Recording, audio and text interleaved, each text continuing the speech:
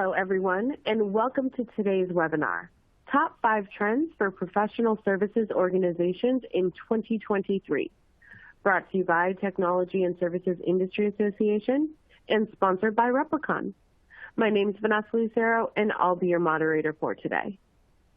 Before we get started, I'd like to go over a few housekeeping items. Today's webinar will be recorded. A link to the recording of today's presentation will be sent to you within 24 hours via email. Audio will be delivered via streaming. All attendees will be in a listen-only mode, and your webinar controls, including volume, are found in the toolbar at the bottom of the webinar player. We encourage your comments and questions.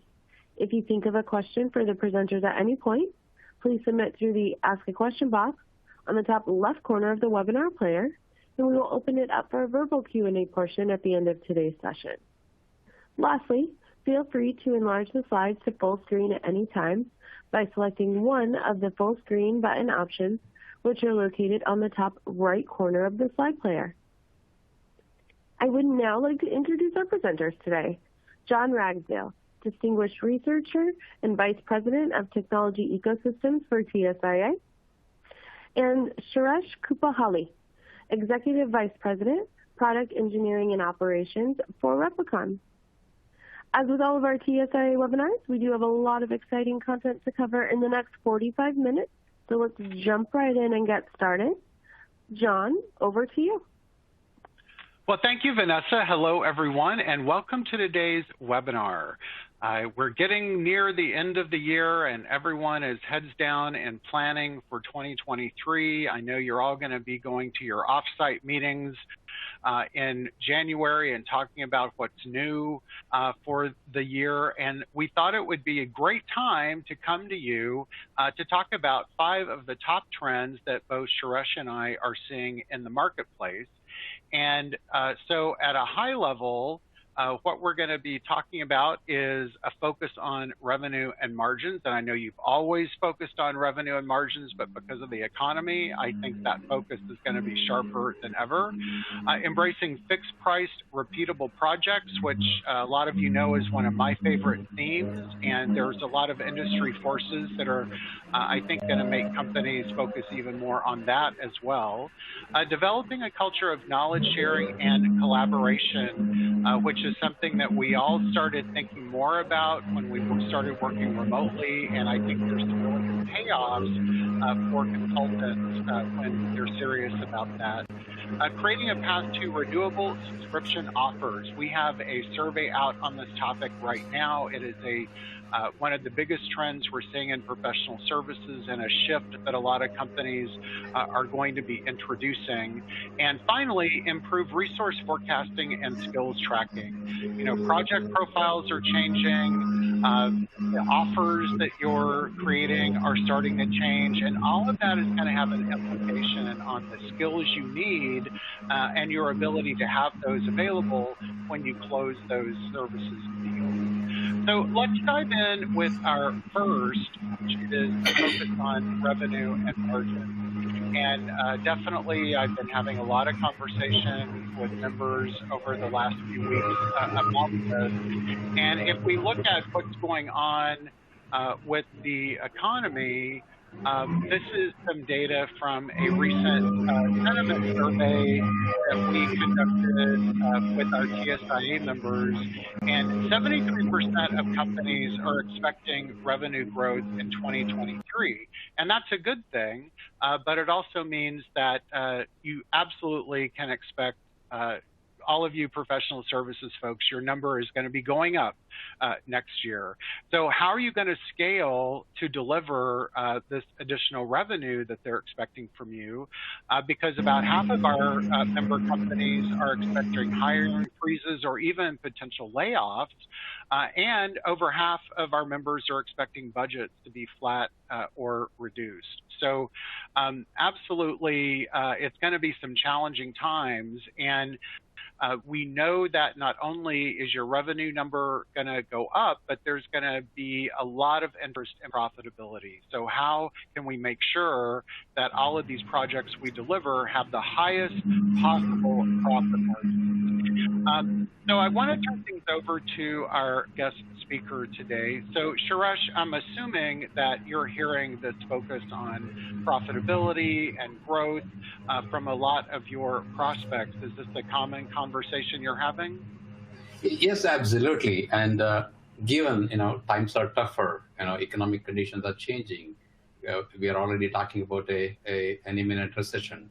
So, given that, as I said, there are headcounts remain probably flat or even declining. So, what can you do in this new normal, right? That's the first and foremost question. So, what we're seeing is that the razor focus on project profitability is perhaps the best thing that we can do given tougher times, right? So there is a concept called project profitability myth. What is it? Many projects, they appear to be profitable, but overall, business as a whole isn't. Why is that? It could be for many reasons. You have inaccurate time data, or you have projects that are priced, with incorrect, inaccurate utilization rates, or you have varying degree of scope creep and resource burn down that you're not able to account for.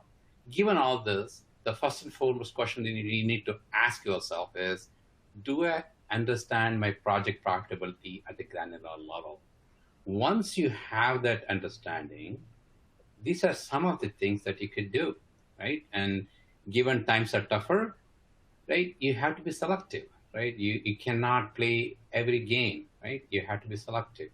Wait for high margins projects only, right? You have the data, leverage the historical data, do a pricing, time, resource analysis, and see what went right, what went wrong historically, and where you spent most, fixing up CRs or scope creep, and make that analysis, look for potential high margin projects, and just go after them. Right? It's one of the best strategies that you could adopt. Second thing that we recommend is per engagement pricing strategy, right? The pricing can't be universal, right? Every engagement is different. There are challenges within each of these engagements, and doing a total cost analysis for engagement, including all the overheads, project overheads, admin overheads, is absolutely critical. One of the most common problem or fundamental problem we have seen is that when you price, companies estimate higher utilization rates, right? What that happens is projects look profitable, but that's what contributes to business as a whole losing money. Second thing you have to be looking at, the third thing you have to be looking at is focusing on 100% of the resource time, right? Time is money, right? Accounting for 100% of everyone's time is absolutely critical. You can't just rely on manual timesheets anymore. Today, we have technology that can automate time collection and timesheet creation process, completely automate in a manner using AI and ML. I think that's one of the most advanced approaches that you could take. Secondly, once you account for automated time collection and account for time, set billable targets by roles and teams and locations. By adopting one or two or three of these strategies, certainly you'll be able to manage in the tougher economy or the days ahead. That's what I would say, John. I think it also makes sense to mention, I did a project last year where I interviewed 12 of our larger members about how they were leveraging their professional services automation. And each of them had purchased it usually for either resource management or revenue pipeline analysis or billing. But interestingly, none of them were using their PSA platform to manage their projects. So, if you did not roll out the whole project management piece of your PSA system, this is the time to get that, because you don't want to find out that the margins are bad when the project ends and everybody files their expense reports. You need to have those dashboards that are constantly giving you visibility into what's going on. So if something's starting to go off kilter, you've got time to correct it. So my challenge for all of you is you've bought this professional services automation platform. Make sure you're leveraging all of it. So our next trend is around fixed price repeatable projects. And this is one of my favorite topics because there is so much potential here in not only improving margins, but ultimately improving the success of your customers. So currently, 55% of all projects delivered are fixed price repeatable projects. And the good thing about these is these are very packaged, well thought out, prescriptive projects that lend themselves to adding to a service catalog. So if you're trying to automate more sales, the customers can easily buy a product and attach that kind of service to it. It also is limiting over customization. And this is a common theme that we are hearing from a lot of service executives that say customers have gone so crazy customizing the technology, it's actually become unsupportable. And it's raising ownership costs for customers and kind of getting in the way of the whole point of going to the cloud in the first place. So I think, we really need to step back a little from maybe you're seeing these massive 6-month custom implementation projects maybe generating revenue, but they're also generating complexity, and it's going to bite you when it comes time to renew or sell more to that customer. So really getting better at this fixed price repeatable offers is a smart thing to do when you're trying to improve margins. Every time you complete one of those projects, you can capture what worked, what didn't work, code libraries, integration code. So the next person that picks one of those projects up is going to benefit from the expertise of everyone who's ever completed one before. So in theory, every time you execute one of those projects, the margin is going to get better and better and better. So that's kind of my view from the ivory tower. But Suresh, in reality, how do you see this working? As you said, John, PSA, companies typically are deploying in a very use case centric way, right? Just for resourcing or in some cases billing, very narrow use cases. But as I said, we had to go a bit more horizontal, right, across the board to get better control on these kind of fixed bid projects. Fixed bid means, higher risk, right? Obviously, fixed bid has been there for a long time, but given customers are seeing more and more risk on their end, they're shifting that burden onto professional services vendors. So traditionally, companies, what they do is just to go and manage the cost. But managing cost alone is not going to help you, right? Because you have to manage the risk, right? That's something that's new that we really have to look into. Can you forecast project risk, right? Do you have all your leaders aligned on the same data platform so that they are not working with siloed data, right? Do you practice agile and real-time pulse on the project? And having a pulse on budgets versus estimated actuals also matter. But first and foremost, right, the new concept that we are seeing is that, can you tell me what are risks involved with that project? And that's something that we have heard quite often. And that's the reason we are front-ending, right? If you're dealing with fixed projects, the first and foremost thing that you should focus on is kickstart project risk forecasting, right? Risk cannot be an afterthought. We have to be proactive about it, right? You have to, in real time, know what's your project risk. There is technology available today. There is, AI and machine learning has becoming very, very common in every applications, every solution that's out there. It's quite affordable. Given that, forecasting risk is quite possible and easy, and it's being done, right? And focus on that. That's number one. Number two, again, obviously, when it comes to fixed bid, you need to have the cost efficiency so that you can drive margins. So instead of centralized resources, go global, right? Obviously, this is from SPI research.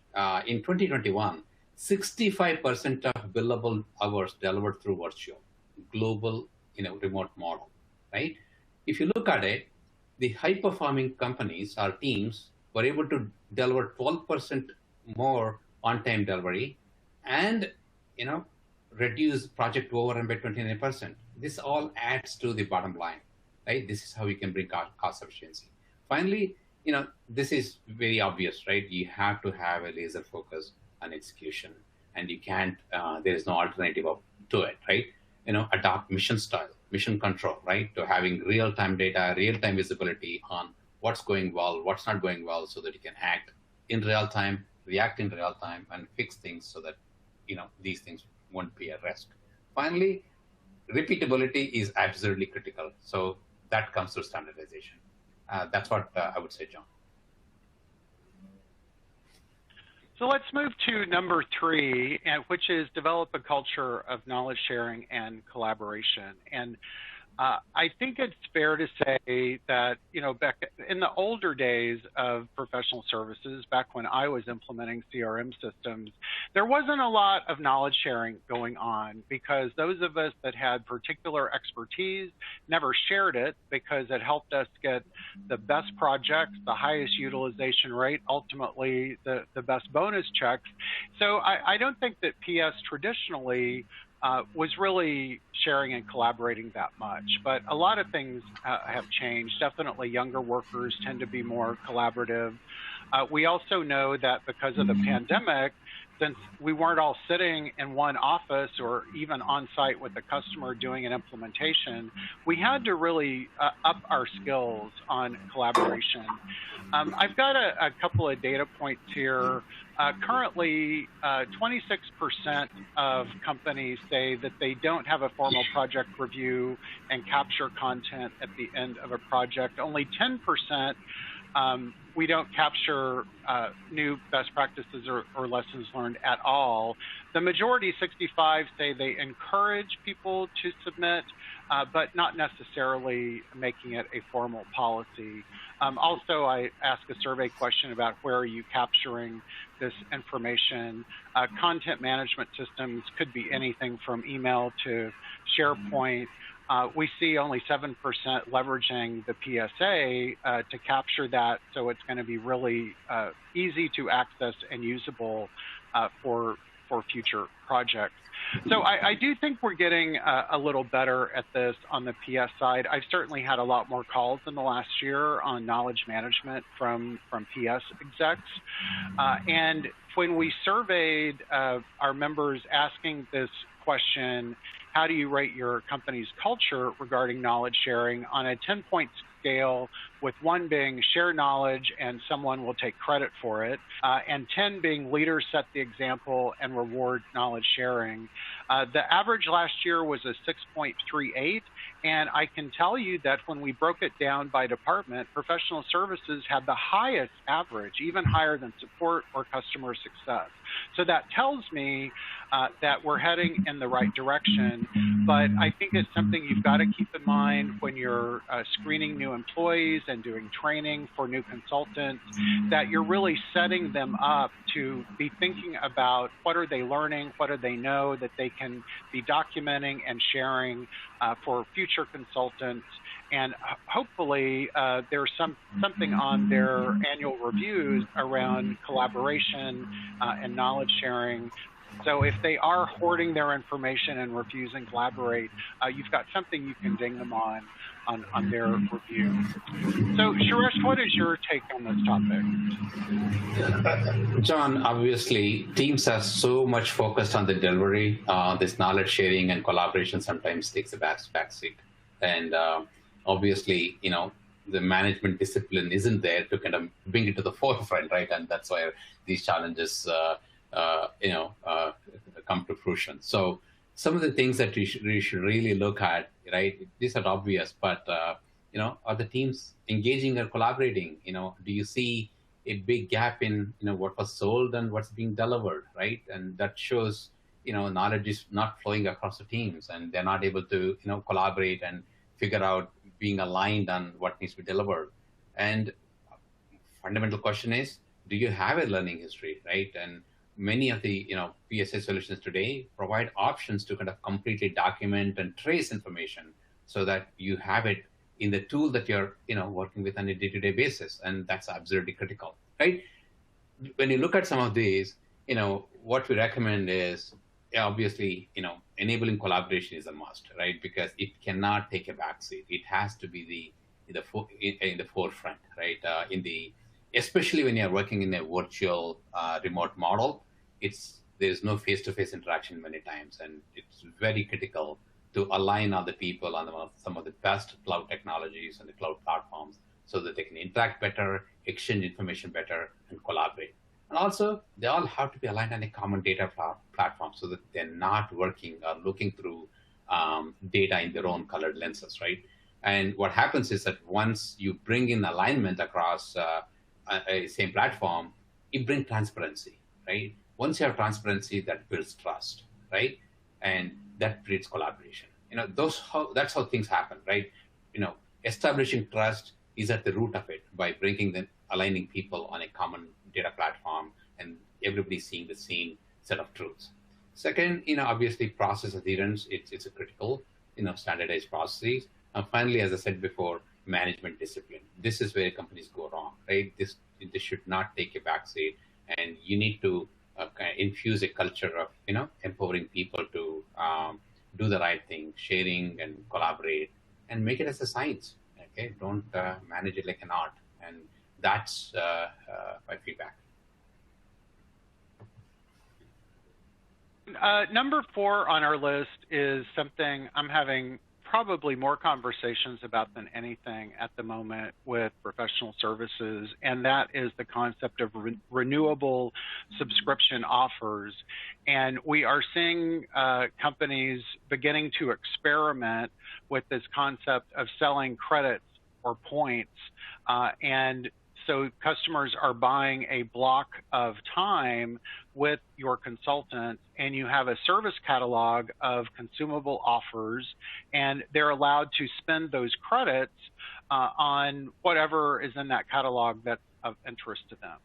So this is a webinar poll that we did earlier this year. Bo DiMuccio did a webinar on this topic, and you can see that today the majority of companies say very little revenue is coming from these renewable subscription offers, but their prediction is that it's going to be a much higher percentage within 3 years. So again, I'm talking to a lot of companies that are asking me about service catalog tools and what are the skill sets for these. There's a lot of focus on partnering with customer success, who is often the ones who can identify some of these offers and then recommend to their customers how they're going to consume those credits. I see we have a question from David. How would you recognize the revenue from block of time or use it or lose it type projects? Usually it is, set up that each point or each credit equates to X amount of revenue, and as success is, marking that they've consumed those credits on this project, that gets deducted, so it gets paid for. And they do have 60% of companies have a use it or lose it policy, so the onus is a bit on the customer. They can't carry these over to next year. Of course, ultimately, that's just more pressure on the success manager. They've got to make sure they're using it, because if they do lose it, probably not going to be really happy customers.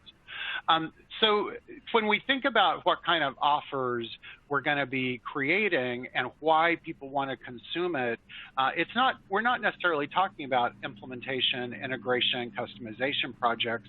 It's really these value realization projects. And the percentage of professional services groups that now say that their primary charter is adoption and customer value is it's being weighted higher than margin and revenue and customer acquisition. And in the past, it was pretty close to the bottom. So it's now creeping up as the #1 charter of PS. And 41% of our PS members say that they have a methodology for creating offers that increase the adoption of products by customers.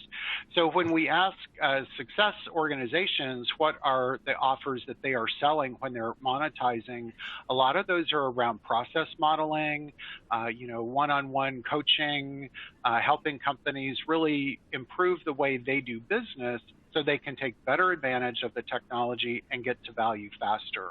So it is a new focus for PS. They're not just in and out. They're really invested in the success of the customers, and I think it's quite a cultural change for them as well.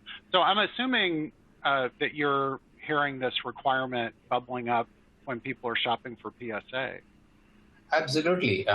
That's why we call it the new frontier, right? The business model is evolving, the revenue models are evolving, and this is unlike the traditional fixed rate T&M and milestone, right? It's totally different, new, right?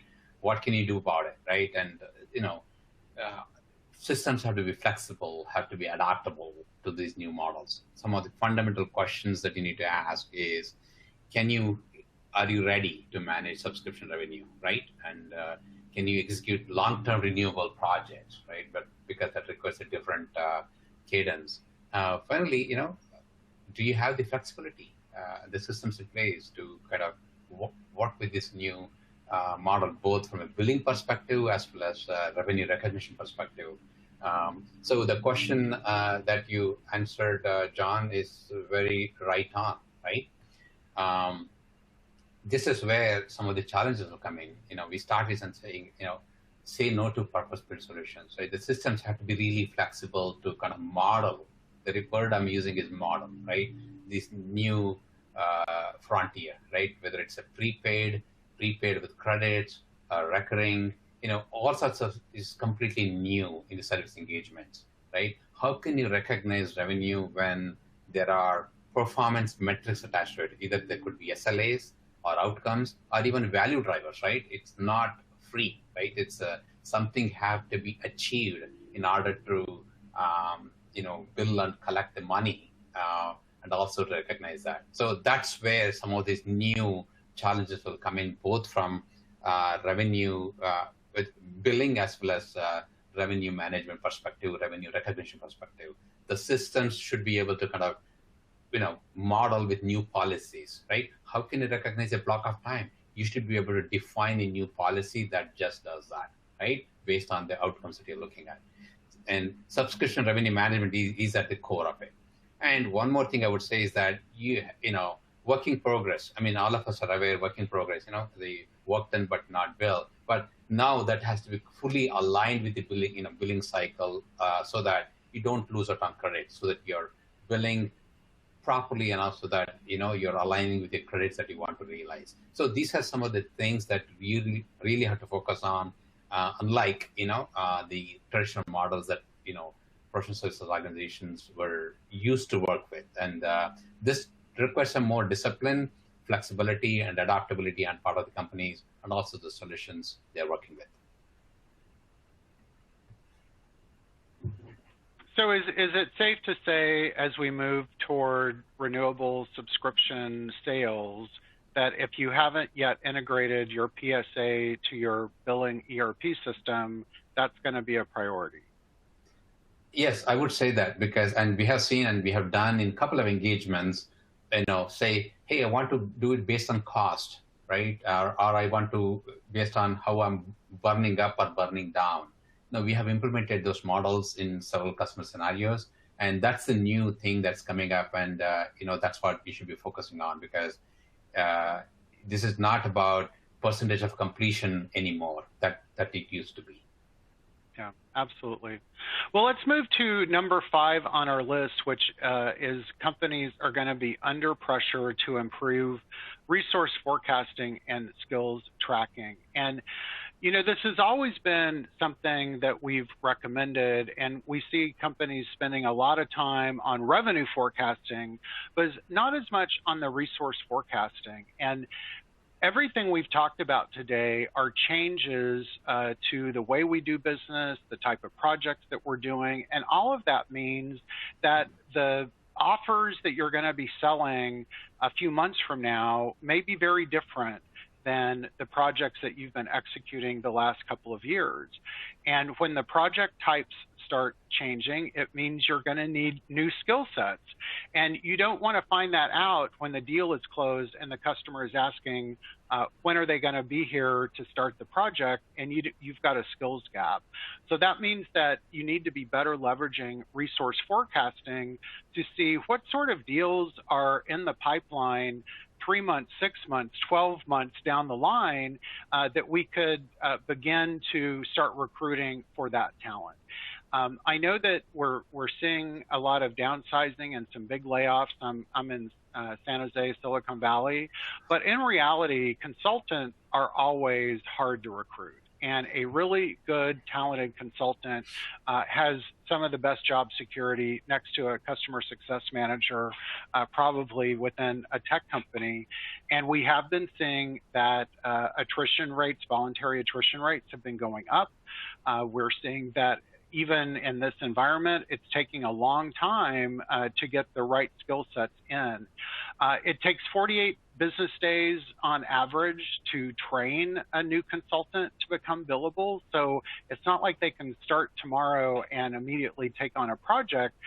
There's some lag time. And I've also got some data here, the average number of business days to staff a PS engagement. And when it starts creeping much beyond, I mean, we're already up to 3 to 4 weeks here, the customer starts getting nervous. I just paid all this money, I signed up for this technology, and now you're telling me nobody's even available to start for a month or more. It's not a great way to get the relationship off on a winning curve.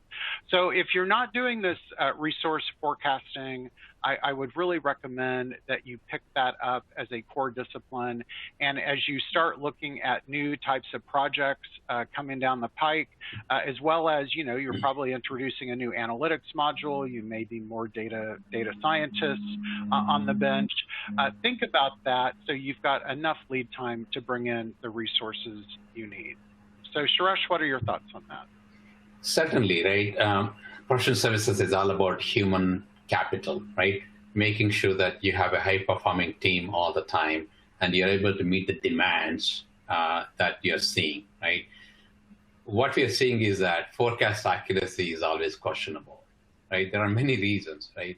Why that, you know, you're not able to accurately forecast. Is it, you know, the availability data that you don't have visibility to, or, you know, do you have a skills metrics that's combined with resources? They're all in different systems. I mean, some of the questions that really need to ponder is about, do you have visibility into your hidden bench, right? This is probably one of the most plausible reasons why forecast accuracy is not good, right? Hidden bench is nothing but, you know, people appear to be busy, but they're not generating billable revenue, right? They're all on probably on ghost projects or internal projects, but you're not able to find them to allocate to billable projects, right? We are seeing, you know, companies wasting, you know, 4 to 16 weeks actually trying to find resources, right? That is not good, right? Given, you know, what we are going to anticipate. You should be able to find resources in real time and being able to fulfill your, you know, customer delivery applications. What can you do to improve, you know, forecast accuracy, right? First and foremost is obviously you need to have a single source of truth, right? For both people, skills, and their competency. They cannot reside in multiple systems. And it, you know, that's how things start, right? Most of the people skills are in HR when they start in the company and never get updated, right? That's common truth. But that cannot be true for services business, right? You have to create a single source of truth. And there are technologies available today, right, to do demand matching or resource matching using AI and ML, right? For that, you need to have the great data set, right, in a single source of truth, right? Obviously, bringing in time of data into the same system is equally important, right? And, you know, that's, you know, without that, your accuracy is not going to be right, right? Finally, exposing the hidden bench, right, is what is going to get you the highest level of forecast accuracy. If you can weed out, right, even 5 to 10% of capacity from this hidden bench, right, just imagine, you know, what it will do for your margins and resource availability, right? And that's how you should be thinking at. what are the factors that was contributing to this, forecasting accuracy. I'm sure many of the companies do forecast, but probably they're not doing enough to calibrate whether it's accurate enough, right? And that's where the problems that we are seeing. Second thing is, as you said, both resourcing and talent, they go together, right? And finding the right skill at the right time for the right project, it's easier said than done, right? So you need to implement two levels of skills management. One is standardized skills, and also encourage people to kind of continuously update their skills and establish a skills map. With that, people update their skills on LinkedIn very often, and we need to have that kind of cadence within professional services organizations, so that what's there on LinkedIn should be there within the skills database within the company as well. With that, you should be able to find the right resource at the right time, at the right, time with the right skills. That's what I would say, John. So far, we have been, talking about all these 5 trends and what are some of the strategies or options that you can take, right? Obviously,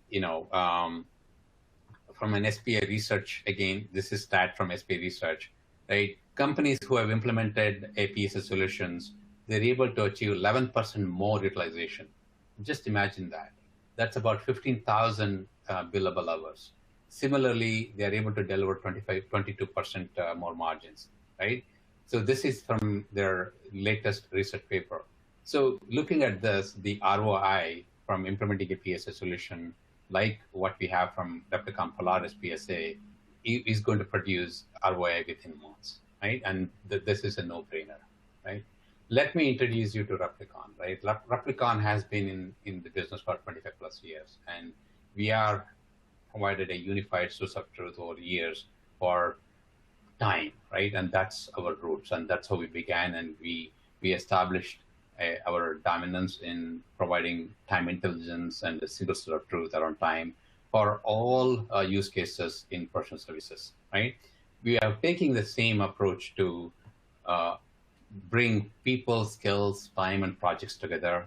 That we call it knowledge workforce management. And this is supported by a technology underneath called Zero Time, right? Zero Time is AI and ML-based technology that harvests data for all these 4 pillars in professional services, and to cleansing, harmonizing data, and providing that as a basis for all the functional capabilities, right from resource management to time management through revenue management, right? They all see the same consistent data, right? And that's how the platform has been delivered and deployed, right? So this is the blueprint that we are providing to as part of our solution. And on the front end, we can connect to hundreds of digital labs to harvest data, and same data that is cleansed, harmonized, is made available to all the functional modules. Similarly, we can connect with the back end, right, end to end, with a plug and play kind of architecture. And this provides seamless connectivity, brings the same data truth across all levels, whether it's front end or the solution or in the back office applications that you're using. Obviously, bringing people, project, skills together, improves your bottom line, and you can focus on your profitability and service delivery. Under the workforce workforce management solution umbrella, these are all the solutions we have. You don't have to go on to adopt everything, right? And as I said, we support many use cases professional services organization would need, and you can start anywhere depending on where you are in your journey. And we have a solution that fits your needs to solve some of the critical business problems that you have. Just a glance about Replicon. As I said, we have been there for the last 25 years. And, we have fortunate to have a large swath of customers working with us, 7,800 plus. And we have a team of over 750 plus around the globe. And we continue to invest significantly in our R&D, because as you see these trends, and we continue to work with TSIA and others to kind of see what do we need to do next to improve our product and the capabilities, and how to bring some of the new innovations that are required. And that investment continues to be there. More than 40% of our revenue goes towards R&D. With that, thank you for attending today's webinar, and we will be open to any questions that you might have. Thank you. John? Well, I love the term hidden bench. I had not heard that before, and I will be stealing it. We do have a few minutes left. Vanessa, any questions from the audience? We do, and just as a reminder, even if we aren't able to answer your question here live, we will make sure to follow up with you. So please go ahead and pop it in that Ask a Question box in the upper left-hand corner of your screen. Our first question here comes from Kay, and they ask, organizations have different workflows for resource allocation. So how can an automated solution meet that flexibility? Yeah. John, I'll take that question, right? Resource management is complex, right? Obviously, the systems, that you're looking at have to be flexible to kind of work with your needs. In many organizations, they'll say, hey, let me allocate directly. I know who to find, who to allocate. Just give me that option. In some cases, hey, I work with global pools and I don't have full visibility. Can you provide an automated solution? So there are two extremes that are there, right? There is one simple direct allocations and all the way to work with multiple resource pools, finding resources based on multiple criteria, preferences, right? Needs, right? Skills, locations, maybe visa status in some cases, right? There are a lot of attributes that you may have to be looking at, or even language preferences. What can you do about it? This is where systems or the solutions that have latest AI and ML-based capability is what's going to help you. Can you score your resources based on these criteria, right? Based on that score, probably you may be able to completely automate the solutions, right? If you're running a smart match algorithm or a demand match algorithm and say, for this criteria, anyone fits 70% and above, I'm going to accept it. And there are ways to automate that. And that's how things are evolving, right? So the solutions have to be able to adapt to both extremes as well, right? On one hand, you should be able to simply allocate easily, right? On the other hand, be able to kind of support your complex needs and then multiple factors, multiple criteria in your resourcing situations. I hope that answers your question. Okay. Well, we have come to the conclusion of today's webinar. Suresh, would you like to leave our audience with any final thoughts before we close? First of all, thank you. And we will be happy to work with everyone. If you have a question or if you want to set up a custom demo based on your needs and specific questions, and reach out to us. And once we share the recording, you will have the contact information, and please reach out to us, and we'll be happy to work with you and get you through this difficult times ahead for all of us, right? And we have the right solutions to run your business profitably and very efficiently, right? And we'll be happy to work with you, and I'm looking forward to that opportunity. Thank you again. Okay. Well, thank you all so much. And just a few reminders before we sign off for today. There will be an exit survey at the end of today's live webinar. You can take a few minutes to provide your feedback on the content and your experience by filling out that brief survey. A link to the recorded version of today's webinar will be sent out within the next 24 hours. I'd now like to take this time to thank our presenters, John and Suresh, for delivering an outstanding session. And thank you to everyone for taking the time out of your busy schedules to join us for today's webinar, Top 5 Trends for Professional Services Organizations in 2023, brought to you by Technology and Services Industry Association and sponsored by Replicon. We look forward to seeing you at our next TSIA webinar. Take care, everyone.